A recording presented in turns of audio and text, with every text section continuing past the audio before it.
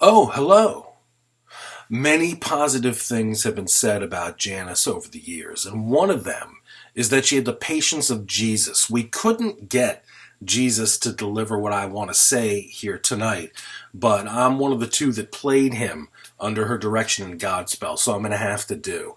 For those wondering who is this guy, my name is Thomas Small, class of 1991. Our class was a band of merry pranksters. Now, the fact that she didn't retire after we graduated is more proof of the patience that she had and still has. Now, long before the statement, "it takes a village to raise a child," the reverse was true with Janice. She was helping raise a village of children. Year after year, that village would change. Now, some would leave the nest, so to speak, and new kids would enter. Unlike most faculty at Knox, she was always available to those of us who left the nest. She never, ever stopped caring and worrying about her kids. All of us, me included. As a student, you might remember some faculty were scary. They might have been very nice, but if you had an issue or a concern, you didn't go to them. Others were, well, let's be honest, quite simply unapproachable. Now, Janice was the opposite. You always felt you could go to her and she would hear you out and try and help you out. She was our Knox mom, and even when we did wrong, she might hold a little grudge for a bit, but you knew it would end because she cared, and I know she knew we did too. We didn't want to disappoint her, and as an added bonus for myself and my class, she gave us just enough rope to do our antics without letting us hang ourselves. She understood mischievous was not bad. I could go on about her qualities as a person, educator, and friend, but I have a few short stories that I think will illustrate it better. Janice has a sense of humor that I really saw firsthand in 10th grade. We were performing the play South Pacific, and I had the role of wise guy Luther Billis. Now, during a scene change, I was to walk out in front of the curtain with a few pals and receive leis, those rings of flowers from the natives. At our final dress rehearsal, I walked out, and as soon as one of the actresses put it around my neck, I improvised the line, "Wow, I love getting laid." From the darkness, where the audience would sit, I heard, "Thomas!" yelled out by Janice. There was muted laughter coming from the orchestra, and her. "You can't say that," she said, in between muffled laughter. See, she knew it was funny. She also knew parents' jaws would drop if I said it, but she got it. And I didn't get in trouble, and I found myself very clever back then. Not as clever as I thought I was. She knew that, and she also tolerated it.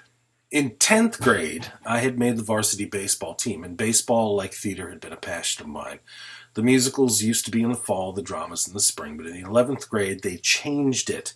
I had to make a choice, lead role or starting pitcher.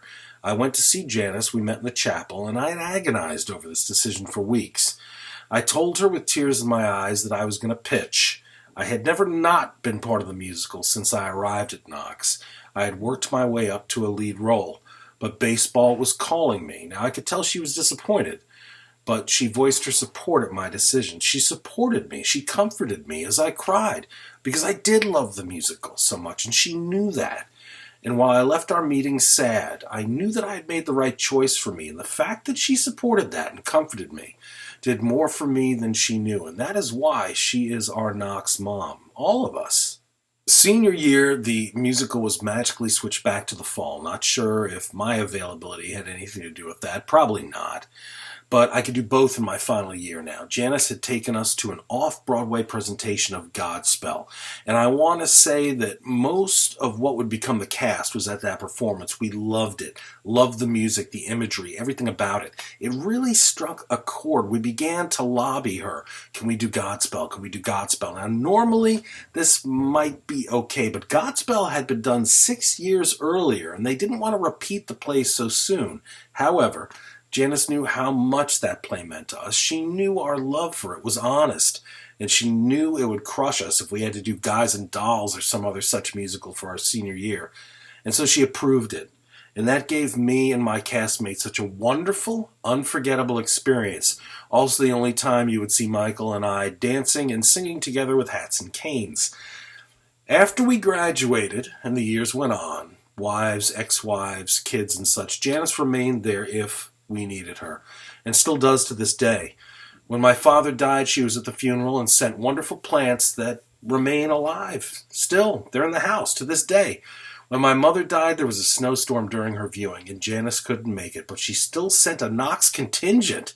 Can you believe that? I'm sure she has done similar things for other Knox kids of hers. It meant a lot to me.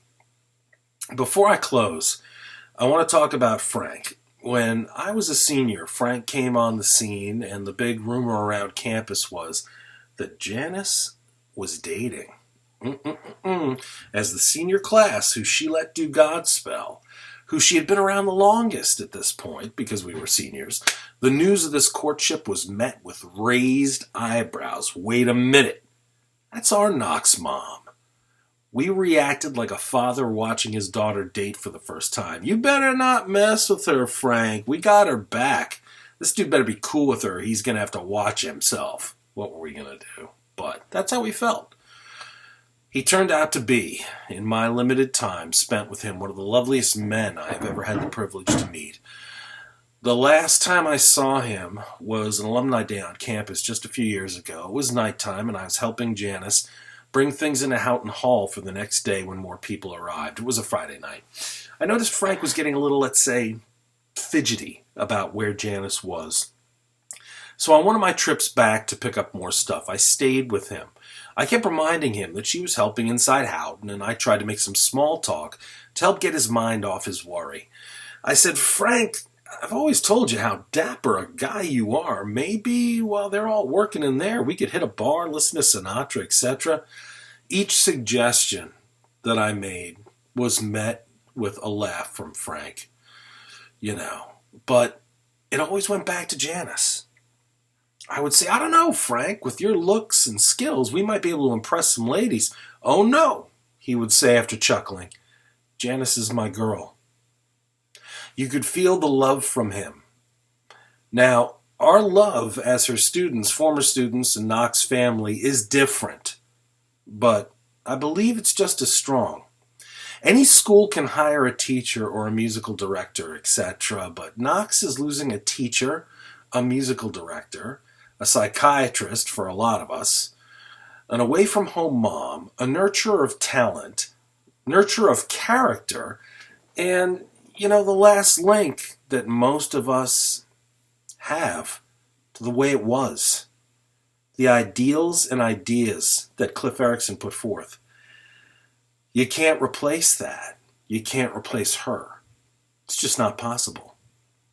In closing, I have often heard that the richest person at the end of the day is the one who has influenced the most lives in a positive manner. If this is true, and I believe it is, Janice is the wealthiest person on the planet.